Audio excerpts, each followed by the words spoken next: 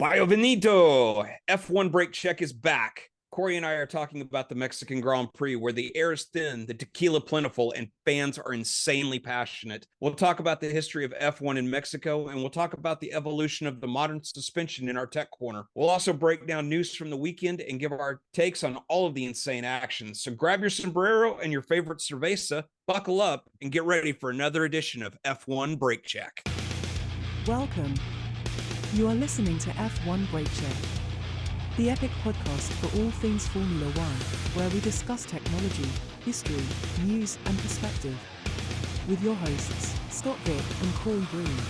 All right, we're back with F1 Break Check. Corey, my friend, how are you? I'm good, and we talked right before the podcast started, and seems that you got out of jury duty. Yes, I did, actually. I did my civic duty of getting out of jury duty, although I didn't really have to do a whole lot to get out. It was a civil case, and the defendant was defending themselves, or were representing themselves, and they decided not to show up. So got released, went on my merry way. Hey, at least you get credit. I've had that happen to me maybe once or twice before. Mhm. Such a beautiful thing. You go in there for maybe an hour or so, you get out of work for a few hours. I don't know about you, but it's funny. It's almost like you get punished when you come back from work, and not like in the sense of your manager does anything, or anything like that. It's more like there's so much more work after you take some time off, whether it's for vacation or whether it's for this. It's it doesn't go away. Yes, exactly. And it's just, and then you're playing catch up. Yep, I am really looking forward to getting into the race. This is probably one of my favorite races this year. Max was being Max, nobody could touch him, but oh my gosh, Norris, I cannot wait until we start talking about Norris. Absolutely. Lord. Yes, absolutely. So, and I'm hoping that you're staying warm, because as everybody knows, a few weeks ago, we were lamenting about how friggin' hot it was when it was 105, 110 degrees Fahrenheit here in Dallas. And today, as we're recording this, the temperature is 49 degrees Fahrenheit. This week, we are talking about the Mexican Grand Prix and the history of this fabled track. First championship event was held in 1963 at, now I know I'm going to mispronounce this, so please forgive me, Magdalena Mixhuca.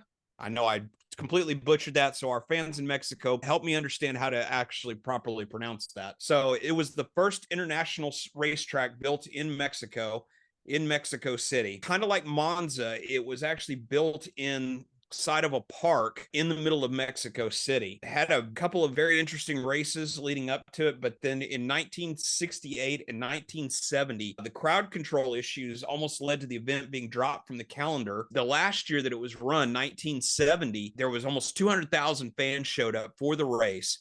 But at one point, they were actually throwing beer bottles onto the track. At one point, a dog actually ran out onto the track, and Jackie Stewart actually hit the dog during the race, especially that last year. That's kind of what led to the demise of the Mexico City Mexican Grand Prix. There was a Swiss bank that took and paid a very large deposit to try to help with the crowd control in hopes to keep the event going into 1971. But then after Pedro Rodriguez died, the event was actually canceled for 1971. So there was some attempts in the early 80s to bring the race back to Mexico City, but they were actually abandoned for various reasons. And IndyCar actually took up the running races for 2 years in 1980 and 81 at the track. And then 1986 saw the race actually return to Mexico City as a championship event. At this time, the track was renamed to the Autodromo Hermanos Rodriguez to honor Mexico's two racing drivers, Ricardo and Pedro Rodriguez, both of which were tragically killed in F1 races. The race ran in Mexico until 1992, when it was canceled due to the state of the track,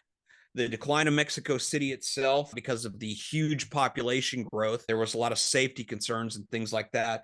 And also at that time in the early 90s, the pollution in Mexico had become so bad that there was a lot of people that threw out the factoid that if you lived in Mexico City, the air pollution was so bad that it was the equivalent of smoking 2 packs of cigarettes a day, because it was so bad and everything. And so that was part of the reason why it left Mexico. So then in 2015, it finally returned to the calendar after a significant support from Mexico City itself. And the Grand Prix was actually renamed from the Mexican Grand Prix to the Mexico City Grand Prix in 2021 to kind of showcase the city's involvement.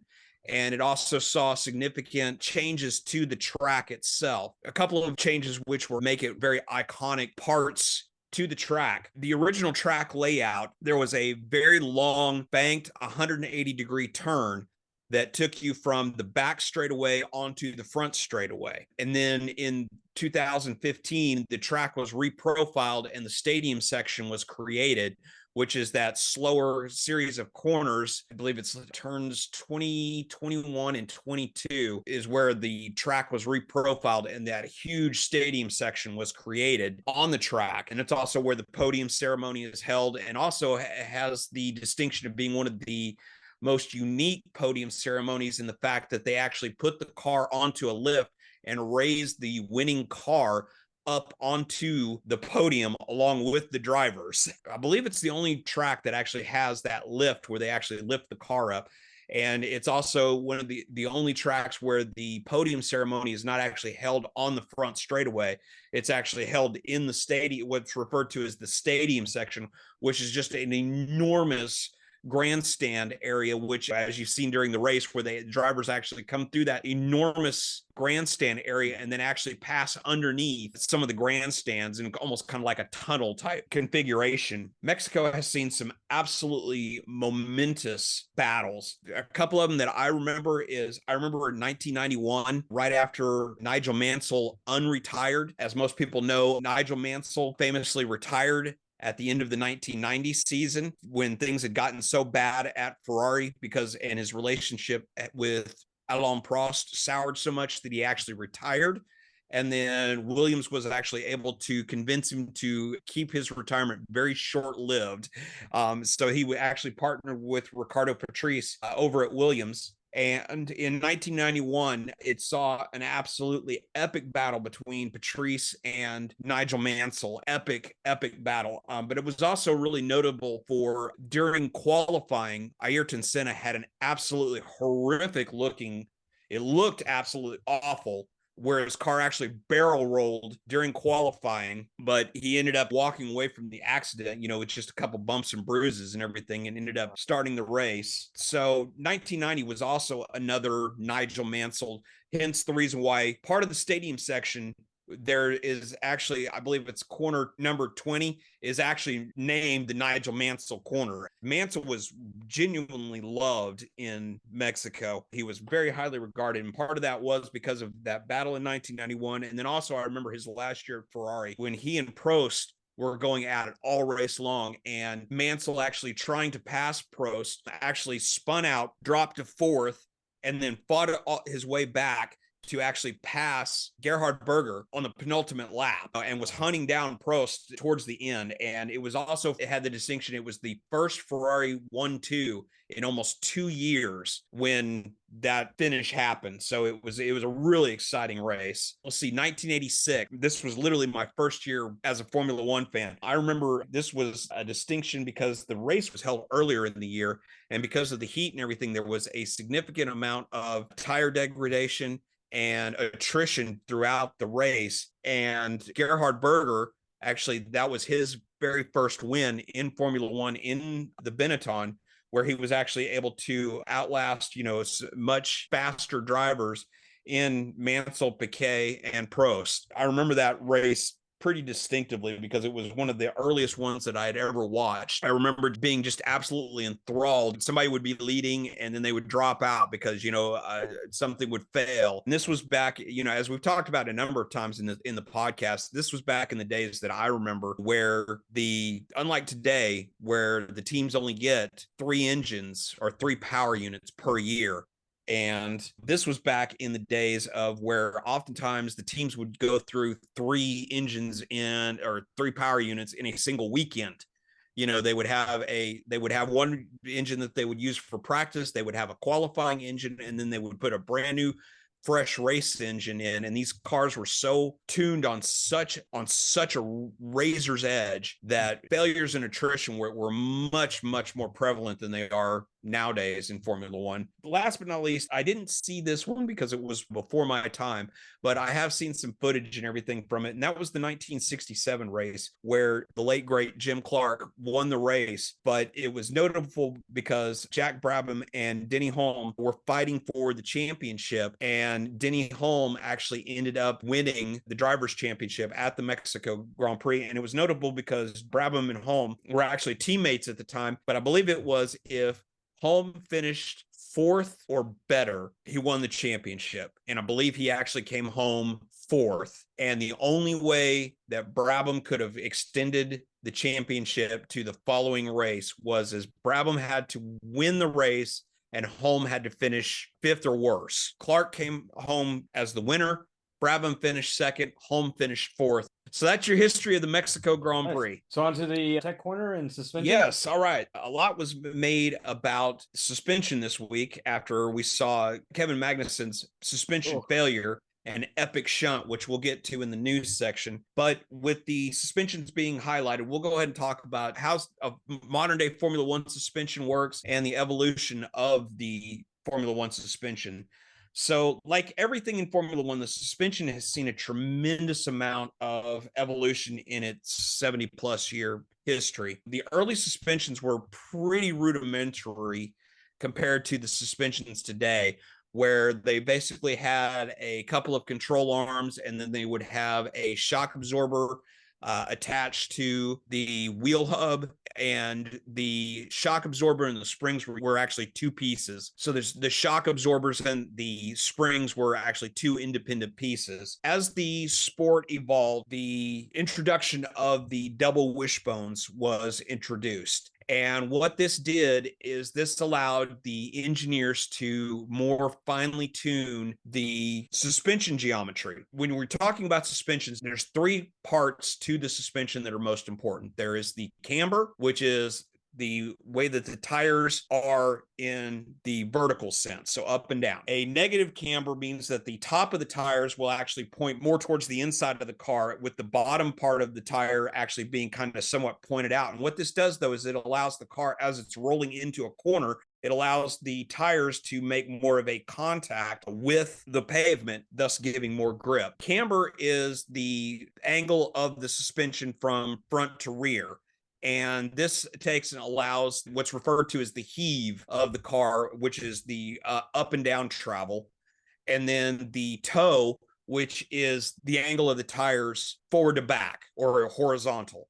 So by pushing the toe in so that the front of the tire is actually pointed more towards the inside of the car, this takes and makes turning into the corner a little easier, but it takes and also creates more oversteer. Whereas if you take and you point the front of the tires to the away from the front of the car, it takes and makes the turn in a little more difficult and generates more understeer, which means that the driver has to push the wheel a little harder to get it to bite. This allows the engineers to fine tune the car more towards how a particular driver likes the car set up. Some drivers, as we've talked about, some drivers prefer a car that is much more oversteery, which means that the back end wants to keep going around.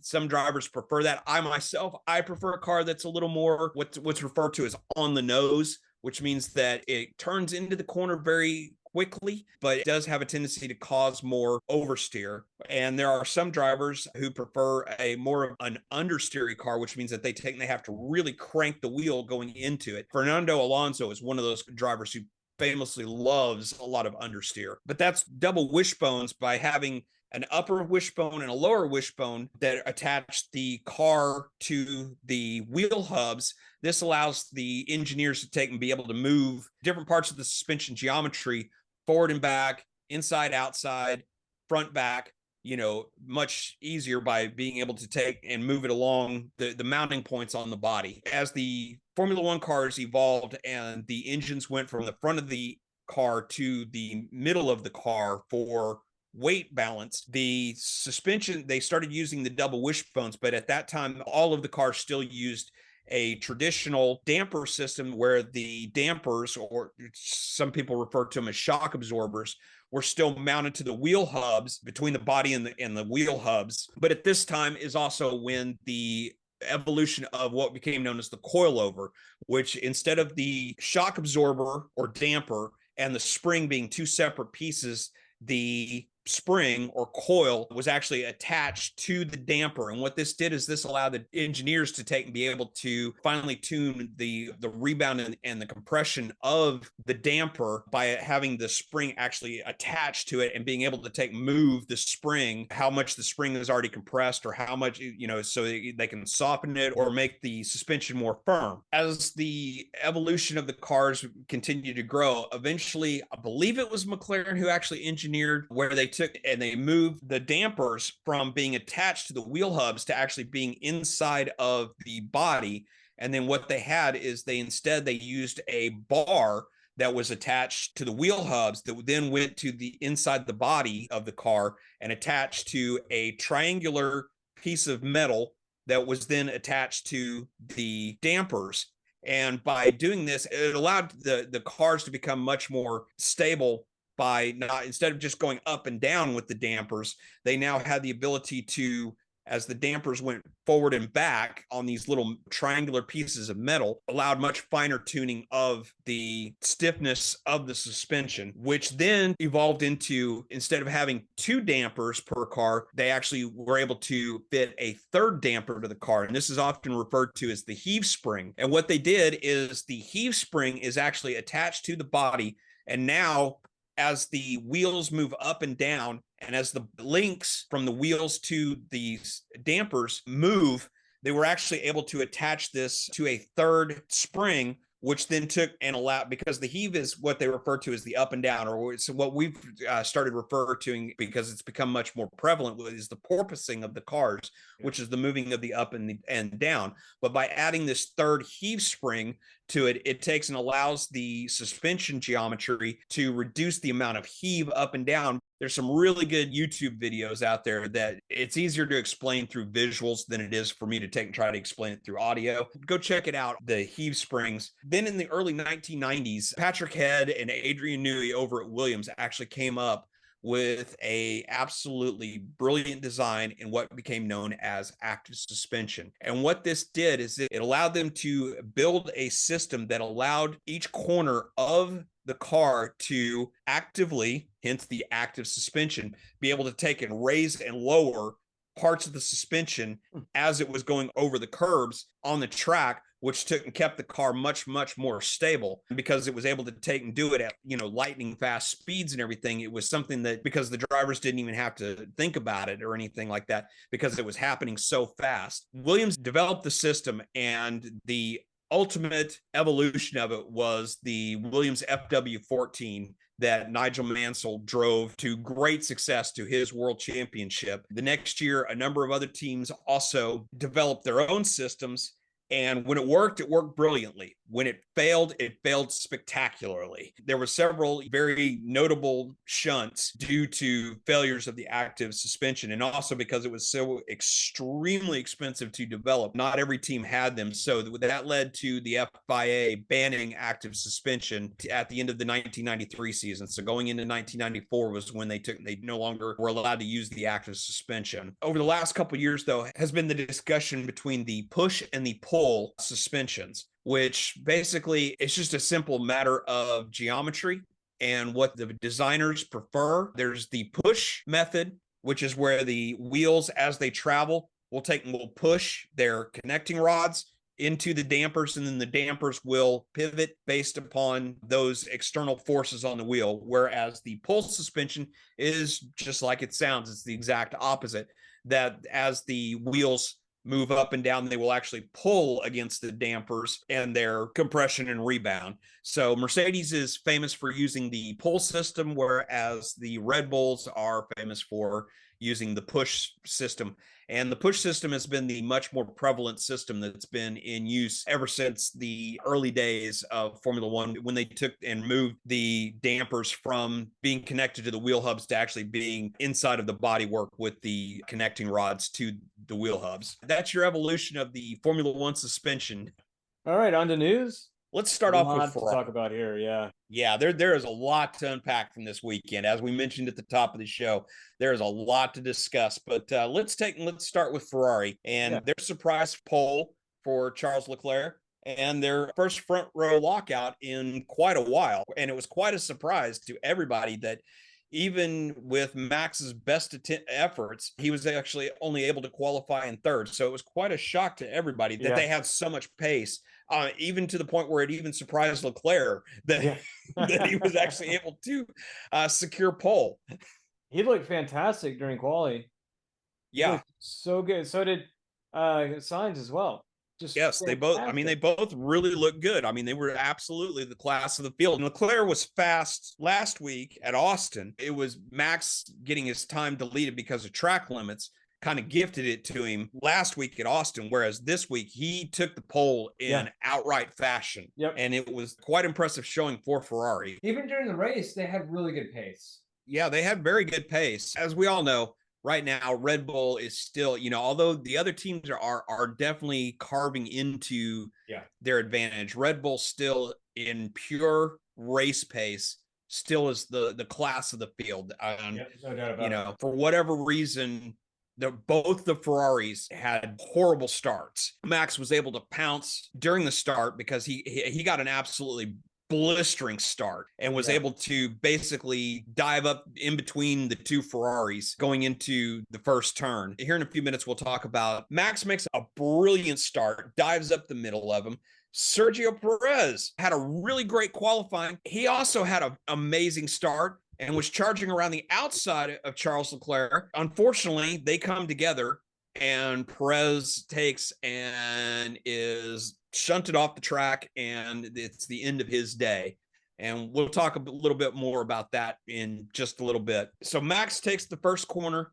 Leclerc's in second, albeit with a damaged wing because of the coming together between him and Perez.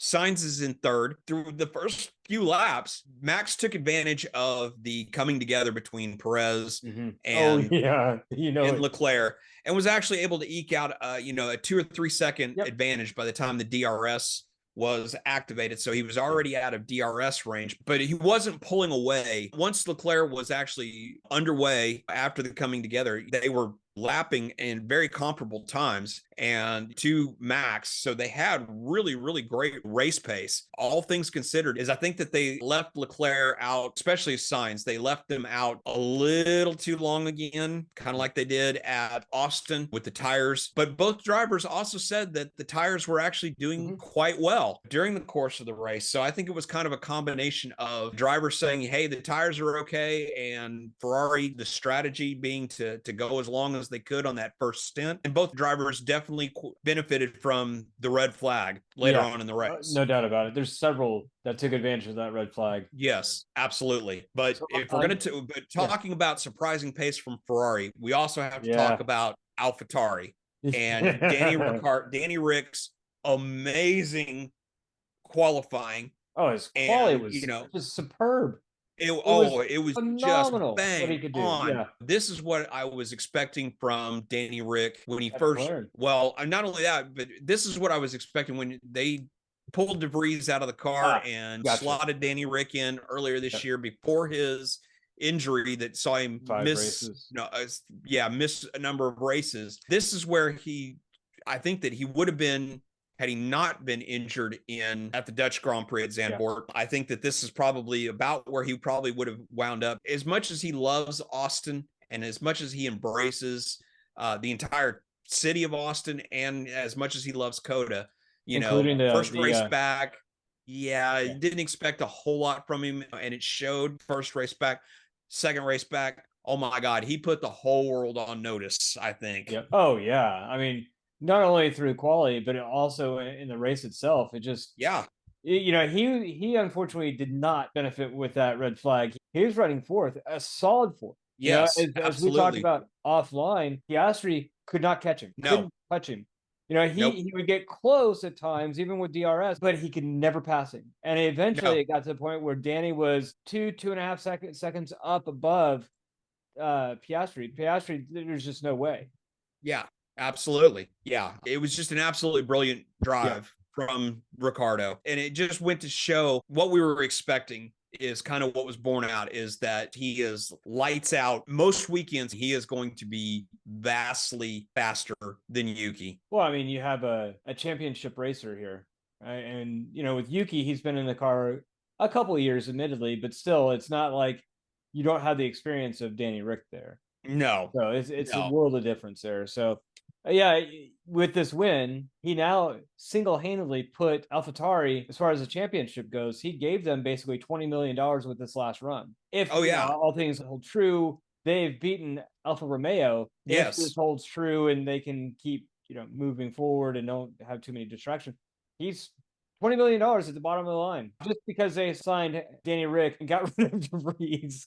I mean, there, that's enough to say, okay, well, here's another contract. Yeah, absolutely. Yuki didn't have a great qualifying. He qualified, I believe it was 15th. Well, he had all those penalties too. They weren't going to put a whole lot of effort into qualifying, knowing that he was going to have to be starting from the back of the grid. So totally get that. But even though that they didn't really try very hard in qualifying, because they knew that those penalties were going to be coming his way, other than the one moment where he got just a touch too aggressive during the race and had his little off, he still, all things considered, had a very, very solid outing, coming home in 12th place despite his going off. He had a really solid weekend. Yeah, he was going to be in the points too if he didn't have a tangle with Piastri, because those two were battling it out. Yeah, so, absolutely. On to McLaren. For everything that we have been talking about over the last couple weeks about the form of McLaren, this week we have to talk about Lando's absolutely inspired drive. It was insane.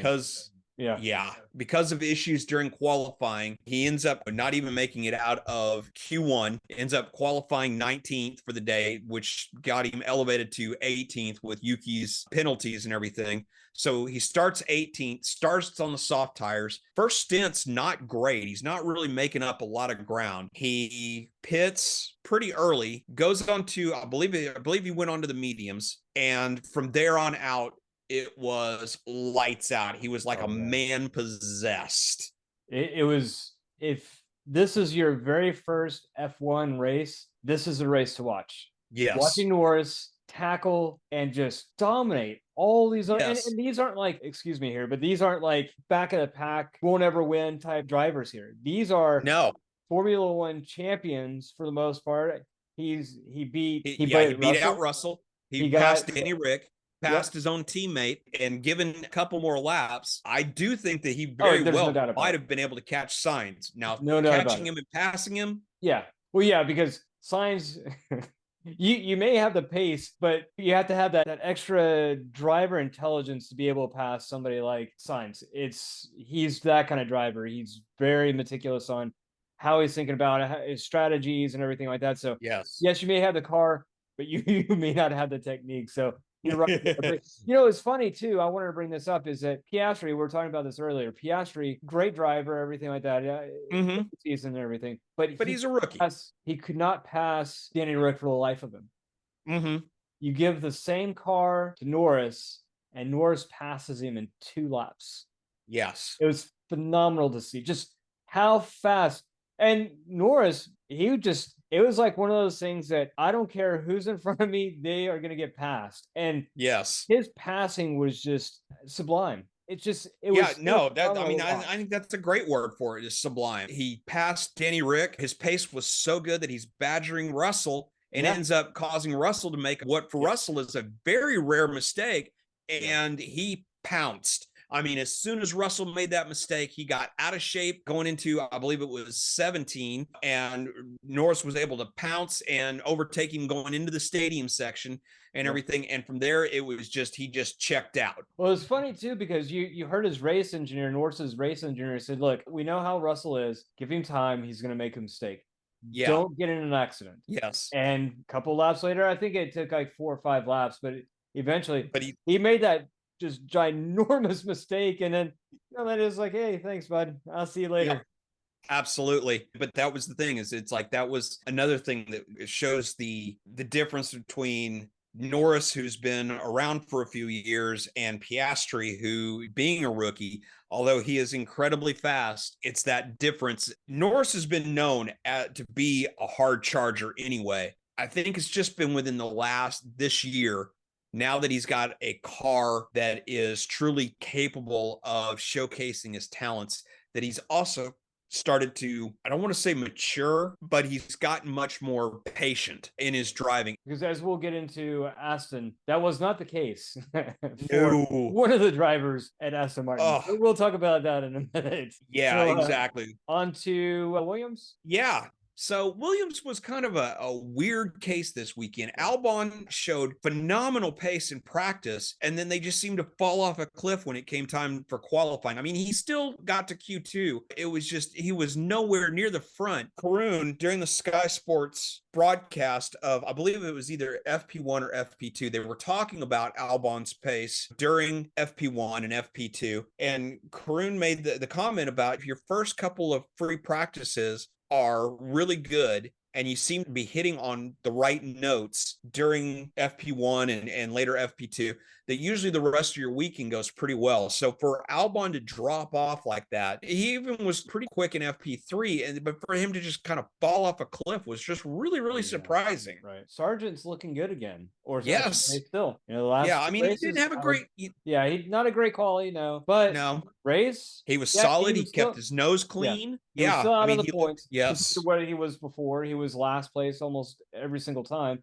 Now he actually looks good. He looks more confident in the car. He's getting the pace that he needs to. Give him a few more races, he may be in the points. He may be very much. He may be closer to Albon and be able to support him versus where he is now. So let's hope on that, because maybe those are the performance metrics that maybe we'll see next year. Yeah, which I dearly hope so. I do too. Smartly, Williams is like, hey, you know what? Let's support this guy. Let's try to help him out and not do a Mick Schumacher on him.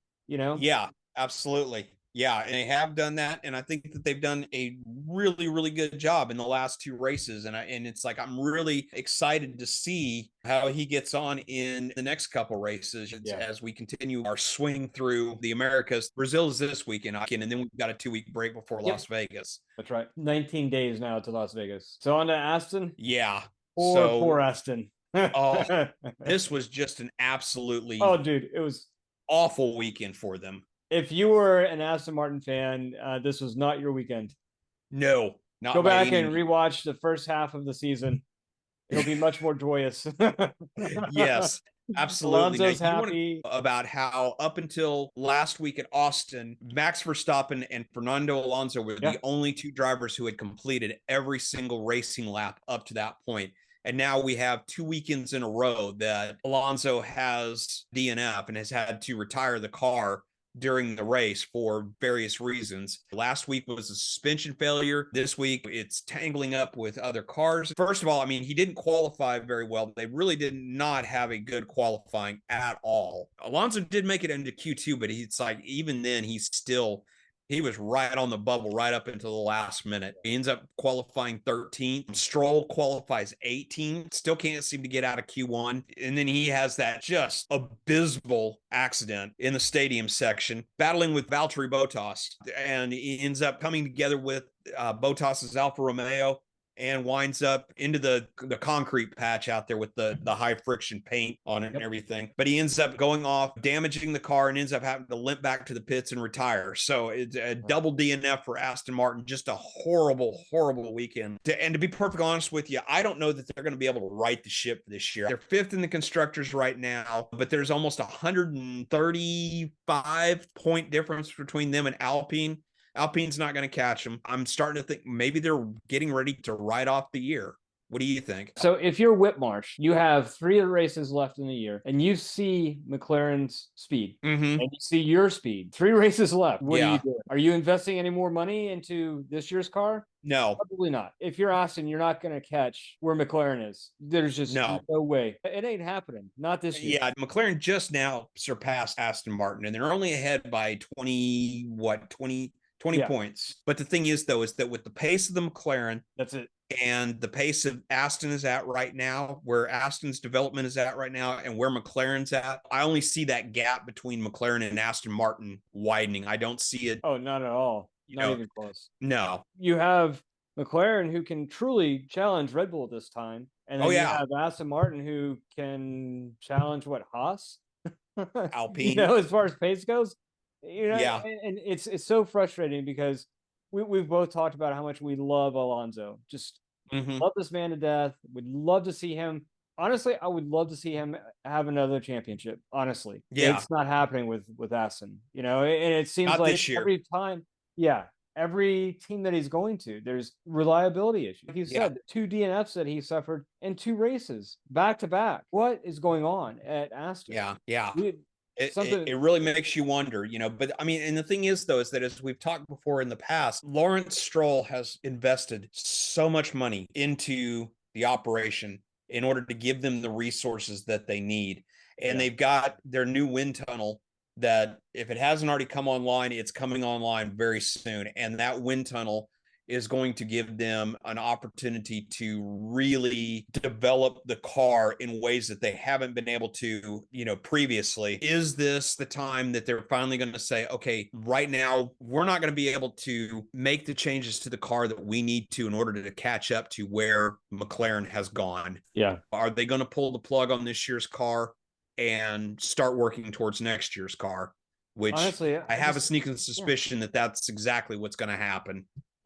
you're burning money at this point. If you continue to try, I mean, the only saving grace possibly could be keeping Alonso on your team. But even with that, I see you, or I see Aston specifically, just burning money. You have 3 races left. You have what, a month or so left of development. It doesn't make a Yeah. whole lot of sense. No, Throw it that doesn't. money into next year's car and move forward. Yes, Limp along absolutely. until you can get next year's car online. And what about Alonso? I've hearing rumors, at least, that he's saying he's done at Aston. He's frustrated. I think he's frustrated, but I He really has don't know. contract, right, until 2024. I'm guarantee you there are clauses in there that is going to make it very, very difficult for Aston to get Alonso out of the car. But I don't think and Aston will get him out of the car. I think no, I he think wants to get out of the car. exactly, and that's exactly where I was going. Next year's car, they can show him significant improvements. This year's car showed tremendous Yeah. improvement over last year's car in the first half of the year. The thing is that the car this year, at the beginning of the year, they made a significant improvement over last year's car. I mean, it was light years beyond last year's car, but it's been in the second half of the season since the summer break. Things have started to taper off and nosedive in the last 2 races. What they're going to have to do is they're going to have to take and show Alonso that, yes, we can take that next step. Not only can we make next cars better than this year's car where it's competitive, but we can maintain that competitiveness and not have that late season drop off where everything, starts falling apart towards the end of the season. Right. Hell, they're doing worse off than Alpine at this point. And that's the team that he left. Yes. Alpine's not catching Aston Martin this year, not with 3 races left. There's no way. That's all due to their performance at the beginning of the year. Yeah, exactly. Their beginning of the year performance at Alpine was woefully bad, but they've gotten better over the course of the year, just like McLaren has done. They started off woefully bad. Now, they haven't made the gains like McLaren has, despite having Renault's and Nissan's backing. They still haven't been able to make the gains like McLaren have. Yeah. But they've still made significant gains over their woefully bad start to the year. Whereas, and again, it's the same thing. Alpine's gone up, Aston Martin's going down, pure and simple. And it's just there, in order to retain Alonso, they're going to have to show that the fact that not only can they build a better car for next year, but the fact that they can sustain that level over the course of an entire season. So switching gears over to Alpine, since we just kind of talked about them. Yeah. They had a pretty solid day. Yeah. They did. They had a very solid day. They had a decent qualifying. Gasly showed really good pace, almost made it into Q3, came within a second of making Q3. So he had a really great day. Ocon didn't have a great qualifying, but his race pace was really good. Ocon ends up coming in the points. It was a pretty solid day for Alpine. Yeah. And Haas, poor K-Mag. We'll talk about K-Mag in a second. But Hulkenberg, man, he was another one that was bitten by that red flag, but yes, he was looking solid. He was very racy. Then he slid back a little bit as a tire dag came through, but he Mhm. looked solid. He was up Yeah. in 10th, and then the red flag happened and messed his race day up for the most part. But his drive looked really, really good, real solid. And then Yeah. K-Mag, it's funny. When I was watching the race, I saw him slide off and hit the wall, and it happened so fast that I was like, man, that's not a Kevin Magnussen move. You don't see K-Mag do something like that. So No. then I started watching it again, and then the announcer started saying, this is not a driver error. The rear axle snapped on him. And this, Oh yeah. I was like, oh, well, that makes sense because Kevin Magnussen, he doesn't make mistakes like that. Maybe very, very rarely, but he's a solid driver for something like that. And that was a massive blast. I can't imagine Yeah. just getting up and walking out of the car like that. It just, the amount of force that he hit that wall is just, it's crazy to me. That crash was just, it hurt me. Yeah, Just no watching kidding. it. I would love to see the telemetry from that out because they Yeah. they have, Oh, yeah. all of the cars are required to carry a black box that takes and measures G forces and things like that during a accident. That's just part of the entire package of sensors that are on the cars. I guarantee you they know how Oh, yeah. much force the car hit the barrier. I would love to see the numbers on that. Oh, I would man. say, looking at the speed that he was going and the point at which the suspension broke, I would say it would probably very easily in the 80, 90 G. It just goes to show you a testament again, strength and the Yeah. safety of these cars.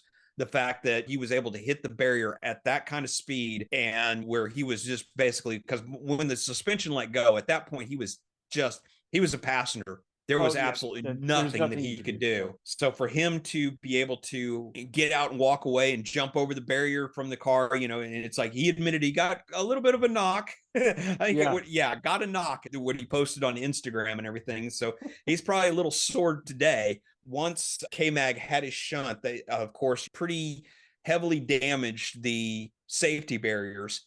So they had to red flag the race, not only to remove his car, but also to repair the safety barriers before they could allow the race to resume. And this is where a number of drivers were able to take advantage of the red flag. In the case of Leclerc, it gave him the time to come in and repair his front wing after his tangle with Perez.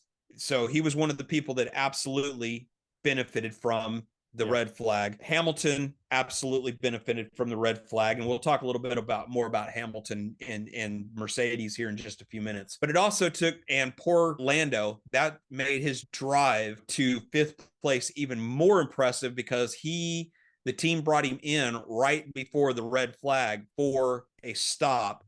So he lost several places that he then had to make up. Then on the restart, he also lost a couple places because he had a pretty bad restart. So to actually be able to come back from a double whammy like that, which could very easily damage a driver's psyche, he definitely did not benefit from the red flag like a lot of the other drivers did. There were winners and losers on that. So, Yeah, all definitely. See him right. next So week. now let's move on to Alfa Romeo. They had a So, good quality, and it just, fantastic. I don't know if it was just the tires, but their race pace just wasn't there, man. Bottas knows this track, knows it inside and out. Mm-hmm. I'm really excited to see what he could do in the Alpha. The driver knows this track. The car just is not there. No, not this weekend. It just did not have the race pace because both he and Granu, they both did not have a great weekend. They were fighting for the scraps. Bottas and Stroll have that coming together, which is it's a position that Bottas shouldn't have even been in considering his qualifying pace. But yeah, the car just wasn't there this weekend. It's sad to see a driver of Bottas's caliber, who a multi Grand Prix winner, to have to see him struggle like he did That this much. weekend. It's really hard to watch. Yeah, I would love to see Bottas at a different organization. Yeah. He has a talent. He just does not have the car or team to support his talent. Yeah, It's just not absolutely. there. Would like to see him in a better car, but at the same time, I would almost kind of like to see him stay with Yeah. Alfa Romeo, only because in 2 years they become Audi, and when Audi enters any kind of motorsport racing series, they're winners. When they enter a particular division of motorsports, they're winners. And I think that with the new power unit rules that will come into effect when Audi enters the sport in 2026, they're going to be a force to be reckoned with. Maybe not the first year, but after that. So maybe Bottas sticking around with Alfa Romeo is maybe not necessarily a bad thing, because they might be able to give him the car that he really, really deserves. Right. So we'll see. Well said. I didn't think about that angle, but you're right. In a couple of years, he already has 2024 locked in. Yep. And unless something dramatic happens, he'll probably have 2025 as well. So Yep. that'll be interesting. Absolutely. Very good point. Yeah. It would be very interesting. So on to Mercedes. Yeah, like we alluded to just a few minutes ago when we were talking about the red flag. In the case of Hamilton, they definitely benefited mightily from the red flag. And Hamilton drove an absolutely brilliant race to come home in second place. As much as Mercedes has struggled over the last year and 3/4, to see Hamilton to show that kind of pace, I wonder what happened in the waning laps, because once Hamilton got past Leclerc, he was catching Verstappen. So I don't know if it was a matter of Verstappen just put the hammer down, or if it was the tires started to give up the ghost once he got past Leclerc, had things shaken out just a little bit differently. I wonder how close Hamilton would have been to Verstappen at the end. That's an interesting point. How much closer he could have been had Hamilton not been so far back. I think that, but then again, just remembering how great of a race Verstappen had, he's completely different, Yeah, he is. There's no catching him. Well, I mean, it's like we're running out of superlatives. I mean, we're seeing probably one of the, not just, the best driver this year, not just one of the top 3 drivers in Formula One right now. I really think that Verstappen is going to, when he does finally call it a day on Formula One, he's going to be in the pantheon. He's going to be talked about in the same breath of greatest drivers that have ever sat in a Formula One car. I mean, he's already starting to be talked about in those same conversations with the Hamiltons and the Schumachers and the Sennas and the Prosts and the Mansells. One of the stats during the race this weekend was that since the beginning of 2023 to now, Max Verstappen has won as many races as what Nigel Mansell won in his entire career. Wow. Which is crazy. That's just insane. Great drivers are able to take a less than great car and do great things with it. We saw it the last couple of years with George Russell when he was still at Williams. He was able to take and do things with the Williams that were just, when Latifi, were not even able to even come close to him because of his superior talent. He was able to take and do great things in qualifying with that Williams because he was such a good driver. And we're seeing that right now with Hamilton. I would say the Mercedes, even with the upgrades, is probably still right now 3rd best car on the track on any given weekend. But he's able to drive it to a second place because he's a 7-time world champion. You don't get to be world champion 7 times just because you have the best car. Right. It helps, but you also have to have that mental strength, and you have to have that talent and the ability to maximize the tools that you're given. Schumacher was able to win 2 world championships at Benetton, which anyone will tell you, Benetton those years did not have the best car. Williams had the best car. McLaren probably had the 2nd best car. The Benetton was probably the 3rd best car on the grid. But because of Michael Schumacher's enormous talent and single-minded focus on the job at hand, he was able to elevate the team and rally them around him that they would run through walls for him. I mean, they would run through brick walls. And it's because of that fortitude that's what makes a world champion. I was going to ask you, historically, we all know that Max Verstappen's been fantastic this year, but has there been a driver out there that has this many races with this significant of a lead?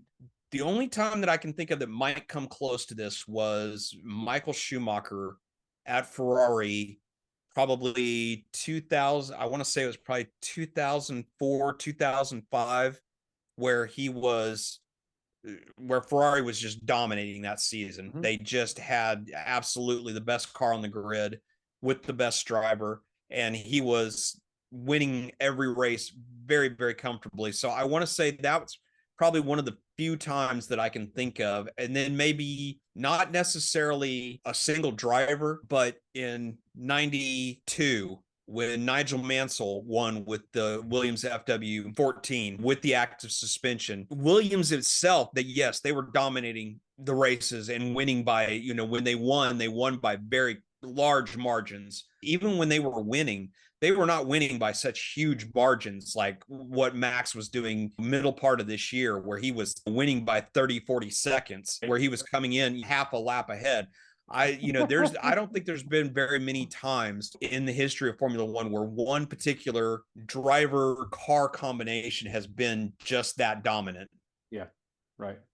Yeah, I was more curious about that. So we've been talking about Verstappen. Should we go ahead and talk about Perez now?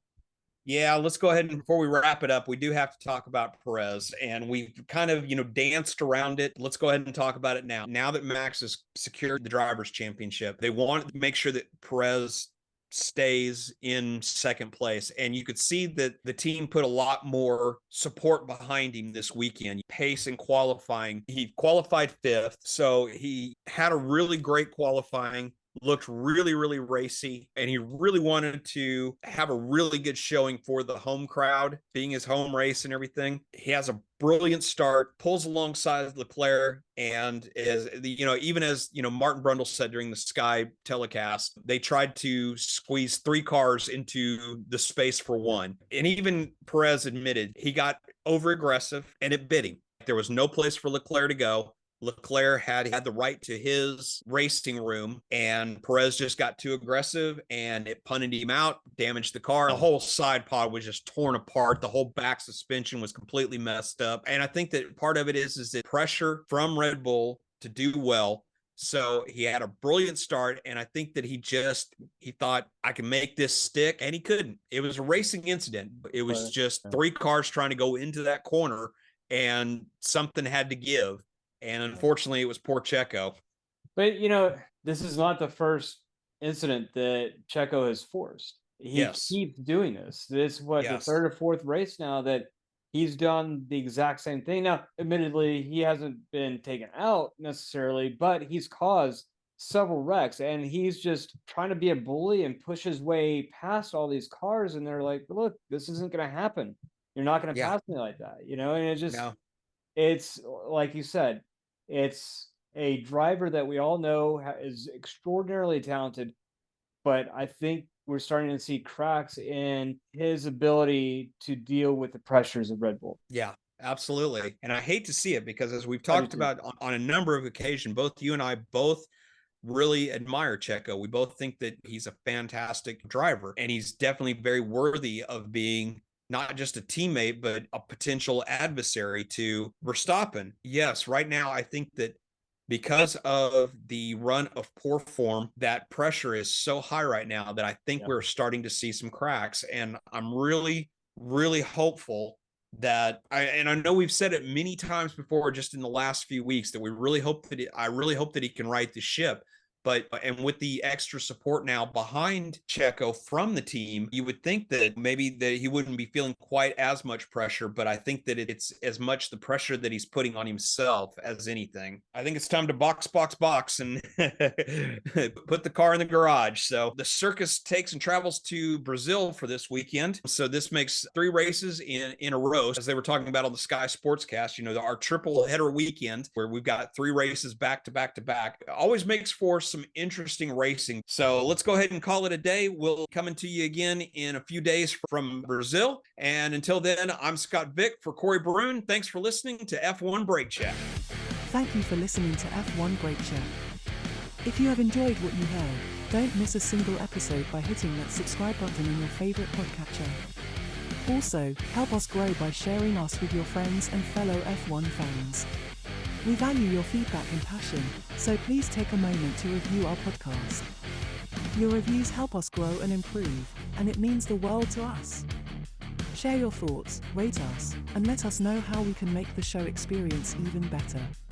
F1 Brake Check is a production of Brake Check Media. For your hosts Scott Vick and Corey Broom, until next time, stay inside track limits, and try not to pitch it in the kitty litter.